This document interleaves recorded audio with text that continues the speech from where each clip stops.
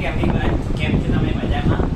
સો dear students, આજે આપણે study કરવાના છે ધોરણ 8 માં ચેપ્ટર નંબર 5 જેનું નામ છે વર્ગ અને વર્ગ, જેમાં આપણે સ્વાધ્યાય 5.1 આપણે આજે જોવાના છે. હવે સ્વાધ્યાય 5.1 માં આપણે ક્વેશ્ચન કર્યો છે નીચે આપેલ સંખ્યાઓના વર્ગ કરવાથી એકમનો અંક શું મળશે તે તમારે જણાવવાનું છે. અર્થાત જે સંખ્યા આપી છે તેનો વર્ગ કરવાનો અને વર્ગ કર્યા પછી જે આન્સર આવે તેમાં આપણે એકમને ફાઇન્ડ આઉટ કરવાનો છે કે એકમનો અંક શું છે. તો એ જાણતા પહેલા તમે આના વિશે રિપીટ કરી લઈએ. તો ભારતીય અંક પ્રણાલી સિસ્ટમ એકમ, દશક, સો એ તમને યાદ હશે. આપણે આની જો ખાસ અહીંયા જરૂર પડવાની છે. સો don't wasting the valuable time, let's start the study. તો આપણો પહેલો ક્વેશ્ચન છે અહીંયા પર આપી દીધો છે 81. તો 81 નો શું કરવાનો છે? વર્ગ કરવાનો છે. શું કરવાનો છે? વર્ગ. તો 81 નો વર્ગ કરો અને 81 નો વર્ગ કરવા પછી આપણને એકમના અંકમાં શું મળે છે તે જણાવવાનો છે. તો આ એક્ઝામ્પલ બે રીતે થાય. દેખો 81 નો વર્ગ કરે તો તમારે શું કરવું પડે? 81 ગુણ્યા 81 કરો. તો જો 81 ગુણ્યા 81 આ પ્રમાણે કરો તો બે સંખ્યા તો 1 0 8 1 8 8 64 વત્તા 1 1 1 1 8 1 વત્તા 0 1 8 16 6 વળી 1 4 ને 1 5 અને 6. તો આ 81 નો વર્ગ.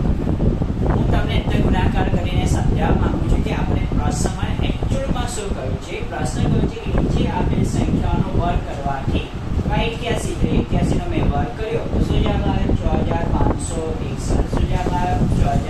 6561. હવે આગળ ક્વેશ્ચન ડીલ કરીએ. વર્ગ કરવા એકમનો અંક શું મળશે? તો દેખો આમાં એકમનો અંક કયો કહેવાય? આ પાછળ છે એને એકમનો અંક કહેવાય ને. એકમ, દશક, સો, હજાર. એકમના અંકમાં શું છે? 1 છે. શું છે એકમના અંકમાં? 1 છે. માટે આપણે લખીશું 81 નો વર્ગ કરવાથી એકમનો અંક આપણને શું મળશે? 1 મળશે. શું મળશે? 1 મળશે.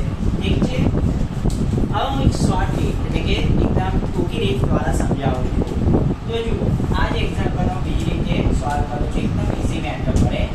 તો અહીંયા પર લખ્યા છે 81 છે. શું છે? 81. તો 81 માં એકમનો અંક કયો છે? 81 માં એકમનો અંક કયો છે? તો 81 માં એકમનો અંક છે 1 છે. હવે હું 1 નો વર્ગ કરું. 1 નો વર્ગ 1 ગુણ્યા 1. તો આપણે અહીંયા આગળ આન્સરમાં શું આવ્યું? 1 આવ્યું કે ના આવ્યું?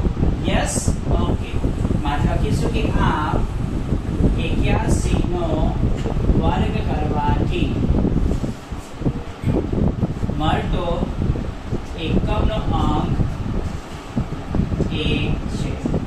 એટલે તમે આખી સંખ્યાનો વર્ગ કરો કે પછી એ સંખ્યામાં એકમનો અંક જે આવે છે એનો વર્ગ કરો અને એના વર્ગ પછી જે આન્સર આવે છે એમાં એકમનો અંક ફાઇન્ડ આઉટ કરી લો. એ તમારો answer. Okay, it's very easy. ઘણું સહેલું છે. તો આ ટૂંકી વડે મેં તમને સમજાવ્યું કે 81 આપ્યા છે. તો 81 માં તમારે ફક્ત એકમના અંકમાં જે 1 છે એનો વર્ગ કરી લો. તો 1 નો વર્ગ કરશો તો 1 ગુણ્યા 1 1 મળી જશે. હવે આમાં 1 એ શું છે? એક સિંગલ સંખ્યા છે. એક અંકવાળી સંખ્યા છે. જો બે અંકવાળી સંખ્યા હોય તો પણ આપણે આન્સરમાં શું લેવાનો છે? એકમનો અંક લેવાનો છે. ઓકે, દશકનો અંક લેવાનો નથી. તો પહેલો એક્ઝામ્પલ હતો એટલા માટે મેં તમને પ્રશ્ન પ્રમાણે આખી મેથડ સાથે સમજાવ્યું અને એકદમ શોર્ટથી જે મેં તમને સમજાવી છે. ને બધા દાખલામાં આપણે આ મેથડનો ઉપયોગ કરીશું. બીકોઝ એની પાછળનું કારણ એ છે કે માની લો કે તમને 3005 નો વર્ગ કરવાનો કયો હોય કે કયું છે કે 3005 નો વર્ગ કરો અને એકમનો અંક જણાવો. પછી તમે 3005 ગુણ્યા 3005 બે આખો બધો લાંબા ગુણાકાર કરશો.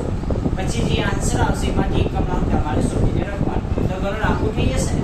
એના કરતાં આ દાખલામાં જો સહેલું કરવું હોય તો તમે જુઓ 3005 માં એકમનો અંક શું છે? 5 છે. તો આપણે 5 નો વર્ગ કરીએ. 5 ગુણ્યા 5 5 5 25 અને 25 માં એકમનો અંક શું આવે છે?